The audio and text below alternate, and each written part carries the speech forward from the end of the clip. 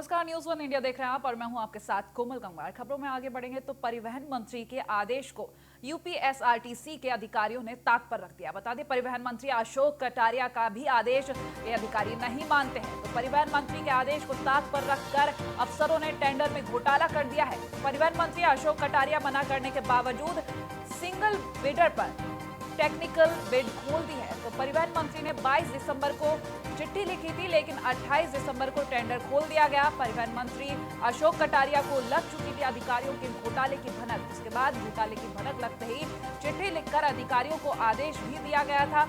बिना समीक्षा किसी भी टेंडर का फैसला न लिए जाने के लिए उस चिट्ठी में कहा गया। तो अधिकारियों ने परिवहन मंत्री की चिट्ठी को नजरअंदाज कर दिया था। परिवहन विभाग के प्रमुख सचिव आर.के. सिंह की बात को भी अधिकारियों ने इस दौरान नहीं माना।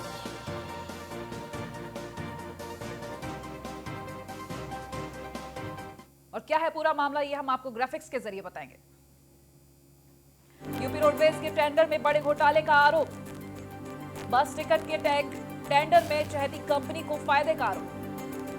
यूपीएसआरटीसी के परिवहन आयुक्त धीरज साहू पर लगे आरोप। 28 दिसंबर 2020 थी टेंडर भरने की आखिरी तारीख। कई कंपनियों ने आखिरी तारीख 10 दिन बढ़ाने को कहा था। सूत्र के अनुसार यूपीएसआरटीसी ने कंपनियों को टेंडर भरने के लिए अतिरिक्त समय नहीं दिया।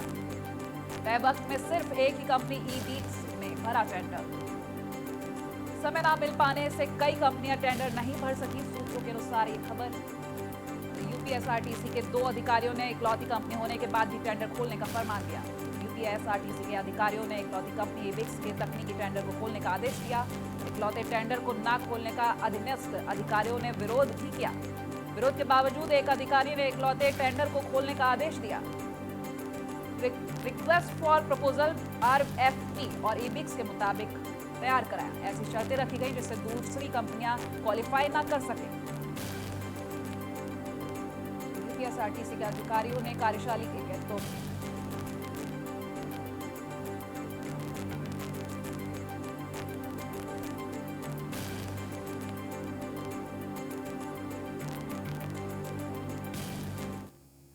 परिवहन आयुक्त की सफाई सामने आई। बता दें, टेंडर की प्रक्रिया पारदर्शी तरीके से हुई है, तो सभी नियमों का पालन किया गया।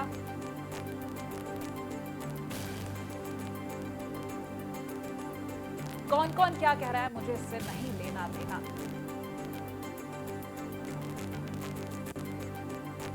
और इस वक्त हमारे साथ न्यूज रूम से लाइव ब्रजेश श्रीवास्तव जुड़े हुए हैं। उनसे जानेंगे पूरे मामले के बारे में और टेंडर के बारे में। ब्रजेश, पूरा मामला बताएं और टेंडर के बारे में बताएं। ब्रजेश।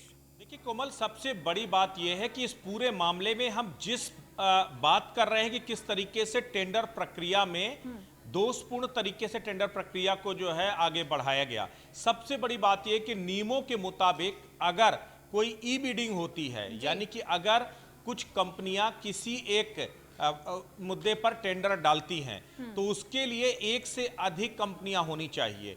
अगर एक से अधिक कंपनी नहीं होती है तो उस दशा में टेंडर प्रक्रिया को निरस्त कर देना चाहिए। सबसे बड़ी बात यह है कि इस पूरे मामले में 28 तारीख टेंडर की लास्ट डेट थी और उसमें केवल एक एबिक्स नाम की एक कंपनी ने इसमें टेंडर डाला। ऐसे में कोई जरूरी नहीं था कि वो टेंडर प्रक्रिया आगे बढ़ाई जाए, उसकी टेक्निकल बिड खोली ही जाए, लेकिन सिंगल कंपनी होने के बावजूद उस पर टेक्निकल बिड खोल दी गई। सबसे बड़ी बात ये कि आखिर इतनी जल्दबाजी क्या थी टेक्निकल बिड खोलने की। और दूसरी बात, मेरे हाथ में ये पत्र है। इस पत्र को सबसे बड़ी बात ये हम टीवी स्क्रीन पर अपना ये पत्र भी दिखा रहे हैं। दरअसल ये जो पत्र है, ये पत्र खुद ट्रांसपोर्ट मिनिस्टर अशोक कटारिया ने बाकायदा लिखा था और इस पत्र में साफ तौर पर यह कहा कि देखिए एक बैठक, उन्होंने साफ तौर पर कहा कि इस पर एक समीक्षा बैठक मेरे द्वारा दिसंबर के अंत में लिया जाएगा और उस बैठक के संपन्न होने तक निगम में प्रस्तावित आसन्न समस्त निविदाओं पर अंतिम निर्णय नहीं लिया जाए। यह साफ तौर पर मंत्री के निर्देश हैं। उन्होंने निर्देश दिया कि जब तक ये बैठक संपन्न ना हो जाए तब तक कोई भी टेंडर प्रक्रिया को फाइनल ना किया जाए। बावजूद इसके 28 तारीख को ये टेंडर फाइनल कर दिया जाता है और सिंगल कंपनी को अगर टेक्निकल बिड में उसका नाम खोल दिया जाता है। अगर यूपीएसआरटीसी के अधिकारी चाहते तो इसको आगे बढ़ा सकते थे, बल्कि जो हमारी जानकारी है न्यूज वन इंडिया के पास एक्सक्लूसिव वो तमाम दस्तावेज मौजूद हैं, तमाम वो जानकारी मौजूद है जिसके तहत कई यूपीएसआरटीसी के अधिकारियों ने इसको 10 दिनों तक आगे बढ़ाने के लिए कहा था। और इतना ही नहीं, दूसरी अन्य कंपनियां जो इसमें कॉम्पिटिट करना चाह रही थी, जो इसमें टेंडर डालना चाह रही थी, उन्होंने भी गुजारिश की थी कि टेंडर प्रक्रिया को आगे बढ़ाया जाए। लेकिन अब ये घोटाले की बात तो सामने आई है, लेकिन अब आगे क्या कार्रवाई की जाएगी, क्योंकि घोटाला बड़ा है और ऐसे अधिकारियों की यहाँ पे करतूतें सामने आई हैं, किसी भी आदेश को नजरअंदाज करना, चिट्ठी बकायदा लिखी गई। ब्रजेश, देखिए कोमल, सबसे बड़ी बात यह है कि चूंकि अभी टेक्निकल बिड हुई है, ऐसे में हम ये नहीं करेंगे आपने टेंडर किसी को हैंड ओवर कर दिया, लेकिन सबसे बड़ी बात है टेक्निकल बिड में जब सिंगल आपके पास कंपनी थी तो आप उसको वहीं पर खारिज कर देते। आपके पास तकनीकी आधार था कि चूंकि एक ही इस पर कंपनी ने जो है टेंडर डाला है, इसलिए अब टेंडर प्रक्रिया को दोबारा जो है निविदा दोबारा नए सिरे से डाली जाएगी नई तारीख में, ताकि दूसरी कंपनियां उसमें कॉम्पिटिट कर सकें। नियमों के मुताबिक अगर 2 बार आपकी टेंडर प्रक्रिया में सिंगल कंपनी आती तो तीसरी बार आप तकनीकी आधार पर उसको खोल सकते हैं, लेकिन आपने उसको पालन नहीं। अब सबसे बड़ी बात यह, ये पूरा मामला सीएम हाउस तक भी है जी। और दूसरी बात, सबसे बड़ी बात यह कि अब उच्च अधिकारियों के और तमाम मंत्रियों की जानकारी में पूरा मामला आया। अब देखना यह है कि आखिर किस तरीके से आगे कार्रवाई होती है। ब्रजेश, चूंकि अब सीएम हाउस तक ये मामला पहुंच चुका है, तो क्या कोई प्रतिक्रिया सामने आई, क्योंकि योगी सरकार तत्परता से हर एक्शन लेती है? देखिए, हम लगातार कोशिश कर रहे हैं ट्रांसपोर्ट मिनिस्टर अशोक कटारिया से संपर्क करने की। लगातार हमने परिवहन आयुक्त धीरज साहू से भी इस पूरे मामले में जो है बात करनी चाहिए, लेकिन अभी तक हमें कोई भी प्रतिक्रिया नहीं मिली है। हम इंतजार कर रहे हैं इस पर एक्शन का, कि आखिर किस तरीके का एक्शन होता है और सरकार इसमें किस तरीके से जो है रुख अपना दिखाती है, क्योंकि निश्चित तौर पर मुख्यमंत्री योगी आदित्यनाथ जीरो टॉलरेंस की पॉलिसी को अडॉप्ट करते हैं और उसी के तहत उन्होंने चीजों को आगे किया है। जो करप्शन है वो बिल्कुल भी टॉलरेट नहीं किया जाता। ऐसे में अब देखना यह होगा इस पूरे यूपीएसआरटीसी में जिस तरह से टेंडर प्रक्रिया को लेकर के खेल हुआ है, उसको किस तरीके से एक्शन इस पे आगे लिया जाता है, हमें इसका इंतजार रहेगा। ब्रजेश, जैसे कि अन्य कंपनियों ने 10 दिन बढ़ाने के लिए कहा था, सूत्रों के अनुसार जो खबर हमारे पास आई, ऐसे में वो दिन बढ़ाने की भी बात कही गई और तब भी टेंडर खोल दिया गया। काफी यहाँ पर जो बातें हैं मिलती जुलती हुई नजर आ रही हैं। ऐसे में किस तरीके से आगे इसको सॉर्ट आउट कर लेंगे? देखिए, टेक्निकल बिड के बाद वो फाइनेंशियल बिड में जाता है। फाइनेंशियल बिड में भी जिसका नाम खुलता है फिर उसको टेंडर अलॉट किया जाता है।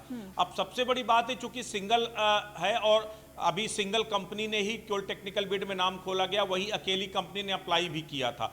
ऐसे में अब फाइनेंशियल बिड में अगर चाहेंगे अधिकारी तो उसको निरस्त करने के बाद नए सिरे से टेंडर प्रक्रिया को शुरू करेंगे। तो अब देखना यह होगा कि क्या फाइनेंशियल बिड से पहले अब इस टेंडर को निरस्त किया जाता है या नहीं। अगर नहीं होता तो बात अलग है, अगर वैसे नियमों के मुताबिक आपको फाइनेंशियल बिड में उसको निरस्त करना ही होगा। अब देखना ही होगा कि आगे किस तरह का एक्शन देखने को मिलता है। आपसे जानेंगे क्या कोई तारीख तय की गई है उसके लिए? नहीं, अभी कोई इसको लेकर के तारीख नहीं है। फिलहाल टेक्निकल बिड खुल चुकी है। टेक्निकल बिड खुलने के बाद टेक्निकल बिड में मुआयना होता है और उसके बाद वो मामला फाइनेंशियल बिड में जाता है। अगर फाइनेंशियल बिड में भी आप एक ही कंपनी कॉम्पिटिट करती है और इस बात को लेकर अधिकारी अगर इंश्योर कर लेते हैं कि कोई दूसरी कंपनी इस पर इंटरेस्टेड नहीं है, डालने को तैयार नहीं है, और दूसरी बात यह है कि ये कंपनी अपने आप में लॉयल है और दूसरी बात सरकार को रेवेन्यू का इसमें कोई नुकसान नहीं है, तो अगर चाहे तो सिंगल कंपनी को भी खोला जा सकता है। लेकिन इससे पहले 2 बार कम से कम आपको इंतजार करना होता है कि 2 बार आप कम से कम उसकी डेट को आगे बढ़ाइए, ताकि अगली कंपनियां समय रहते उस पर अपनी जो है बिड में शामिल हो सकें। तो अब किस तरह की कार्रवाई होगी इसका इंतजार है हमें। ब्रजेश, अगर कार्रवाई की बात की जा रही है तो यहाँ पर जो अधिकारी हैं उनकी तरफ से क्या कुछ प्रतिक्रियाएं आई हैं, क्या कुछ पता चला है? अभी देखिए, जिस तरीके से परिवहन आयुक्त धीरज साहू ने एक बयान जारी करके उन्होंने कहा है कि इस पर किसी भी तरीके का कोई भी ना तो घालमेल हुआ है, ना ही कोई करप्शन हुआ है, और नियमों के तहत ही टेक्निकल बिड खोली गई है और अभी टेंडर किसी को अलॉट नहीं किया गया। हम भी यही कह रहे हैं कि टेंडर अलॉट तो नहीं किया गया, लेकिन इतनी जल्दबाजी क्या थी, क्यों सिंगल बिड को खोला गया, सवाल यह है। इस बात को लेकर के केवल सवाल खड़े हो रहे हैं। टेंडर प्रक्रिया को जो हम दोषपूर्ण कह रहे हैं, टेंडर प्रक्रिया में जो पक्षपात के आरोप लग रहे हैं वो सिर्फ इसलिए लग रहे हैं कि अगर आपके पास सिंगल कंपनी का टेंडर था तो आप कुछ दिनों तक डेट को आगे बढ़ा करके इंतजार कर सकते थे ताकि दूसरी कंपनियां उस बिडिंग में शामिल हो जाती। जानकारी ये भी है कि दूसरी कंपनियों को वो मौका ही नहीं दिया गया ताकि वो समय रहते बिड में शामिल हो सके। तो ये अपने आप में एक प्रक्रिया दोषपूर्ण है और इसीलिए हम इंतजार करेंगे कि आखिर क्या कुछ तब न सही क्या अब अधिकारी जागेंगे और इसको लेकर के कोई एक्शन, टेक्निकल बिड कैंसिल आप करने बने का रहिए कोई हमारे एक्शन साथ, उठाते हैं। क्योंकि इंतजार रहेगा कि आखिर आगे क्या कार्रवाई होती है और कब ये सब सॉर्ट आउट होता है। आगे खबर में बढ़ेंगे तो पूर्व मंत्री गायत्री प्रजापति के ठिकानों पर ईडी के छापेमारी का मामला सामने आया था। बता दें 7 घंटे की छानबीन में ईडी के हाथ कई अहम जानकारियां लगी। गायत्री के बेटों के साथ मिलकर नोएडा अथॉरिटी के अधिकारियों ने खेल किया था। आम्रपाली बिल्डर को जमीन दिलाने के लिए सभी नियम ताक पर रख दिए गए थे। बता दें 400 करोड़ रुपए बकाया होने के बावजूद भी बिल्डर को जमीन आवंटित कर दी गई थी। तो कल ईडी ने अमेठी और लखनऊ में गायत्री के ठिकानों पर छापेमारी की थी।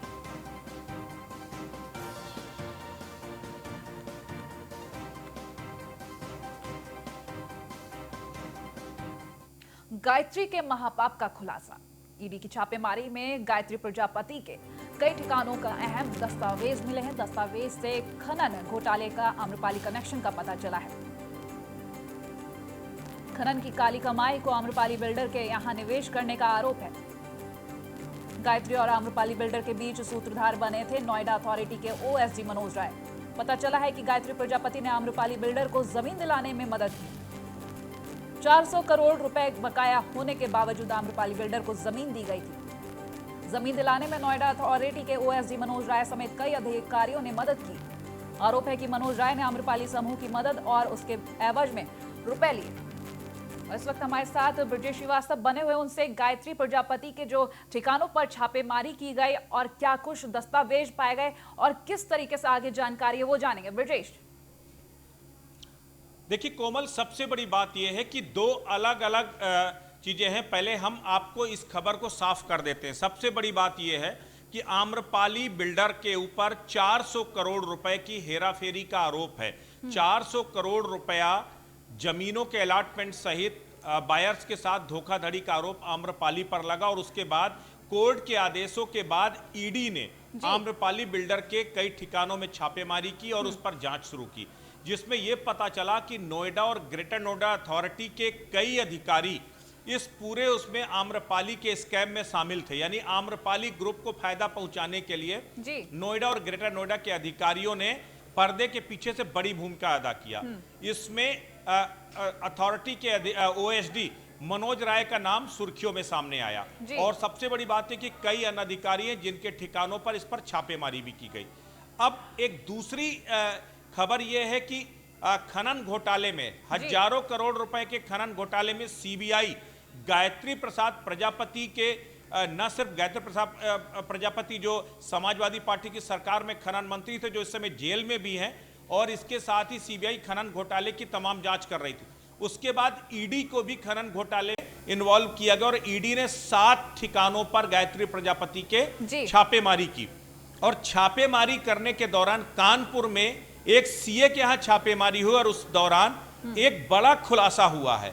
दरअसल जिस अथॉरिटी के ओएसडी मनोज राय का जिक्र आम्रपाली कनेक्शन के साथ आया, मनोज राय ने आम्रपाली को फायदा पहुंचाने के लिए नियम कानूनों को धता बताते हुए ना तो आम्रपाली की लीज कैंसिल किया और ना ही जो है आम्रपाली ग्रुप पर कोई कार्रवाई होने दिया। उसी मनोज राय का नाम गायत्री प्रसाद प्रजापति के खनन घोटाले के साथ भी जुड़ा है। खनन के जरिए जो अवैध कमाई की गई उसमें बहुत सारा पैसा रियल एस्टेट में इन्वेस्ट किया गया और मनोज राय के जरिए गायत्री प्रसाद प्रजापति का जो ब्लैक मनी का एम्पायर था उसमें फर्जी सेल कंपनियां बना करके कई रियल एस्टेट में इन्वेस्ट किया गया, जिसमें आम्रपाली ग्रुप भी है। तो ओवरऑल आप देखा जाए तो अब गायत्री के खनन कनेक्शन और आम्रपाली के इस पूरे स्कैम में मजबूत और एक बीच की कड़ी ओएसडी मनोज राय। मनोज राय अब जी। ईडी के दोनों तरह से रडार में आ चुके हैं। जी। एक तरफ जहां खनन घोटाले में भी तार मनोज राय से जुड़ते नजर आ रहे हैं, वहीं दूसरी तरफ आम्रपाली के जो स्कैम है उसके तार भी मनोज राय से जुड़ते, यानी जी। मनोज राय खनन घोटाले और आम्रपाली के बीच एक मजबूत कड़ी थे, और वो खनन की जो काली कमाई थी उसको आम्रपाली सहित कई जगह पर इन्वेस्ट कराने का काम मनोज राय के जरिए जी, किया ब्रजेश, गया। यहाँ पर ये आपसे एक बेहद जानेंगे। अहम और एक्सक्लूसिव खुलासा न्यूज वन इंडिया कर रहा है। जी ब्रजेश, यहाँ पर जानेंगे गायत्री के बेटों के बारे में, क्योंकि बेटों का भी यहाँ पर अहम रोल है और अधिकारियों के साथ मिलकर काफी बड़ा खेल भी किया, तो बेटों का भी रोल बताएं। देखिए, सबसे बड़ी बात यह है कि गायत्री के बेटों के नाम पर कई सेल कंपनियां बनाई गई थी, और सबसे बड़ी बात यह कि लखनऊ में कई ठिकानों पर छापेमारी की गई, और उसमें यह जो जानकारी आई है कि गायत्री प्रसाद प्रजापति ने खनन से कमाई हुई अपनी काली कमाई को अपने बेटों के नाम और दूसरे अन्य फर्जी पतों पर बनाई गई सेल कंपनियों में इन्वेस्ट किया। और अब ईडी उन तमाम कड़ियों को जोड़ रही है। खनन घोटाले में गायत्री प्रसाद प्रजापति के बेटे का भी नाम शामिल हो रहा है, जिसने कई सेल कंपनियों को ऑपरेट किया, और सबसे बड़ी बात, उन सेल कंपनियों को बनाने के लिए खनन से कमाई गई जो काली कमाई थी उसका प्रयोग हुआ। तो कुल मिलाकर के ईडी अब यह भी तलाशने में लगी क्या इन सेल कंपनियों के जरिए, हवाला के जरिए पैसे का ट्रांजैक्शन किया गया, किस तरीके से अवैध ढंग से जो पूंजी का निवेश कराया गया इन सेल कंपनियों ने, इन सेल कंपनियों के जरिए किस किस जगह पर उसका इन्वेस्टमेंट हुआ, और कैसे ब्लैक को व्हाइट में कन्वर्ट करने का काम हुआ। तो ये पूरी कड़ियां हैं जिसको फिलहाल ईडी जोड़ने में लगी, और अब गायत्री प्रसाद प्रजापति के साथ उसके बेटे का नाम भी खुल करके सामने आ रहा है, जो फर्जी सेल कंपनियों को ऑपरेट करता था। चलिए, बहुत शुक्रिया तमाम जानकारियों के लिए ब्रजेश। तो ये थे हमारे साथ एसोसिएट एडिटर ब्रजेश श्रीवास्तव, जिन्होंने तमाम जानकारी दी गायत्री प्रजापति से रिलेटेड।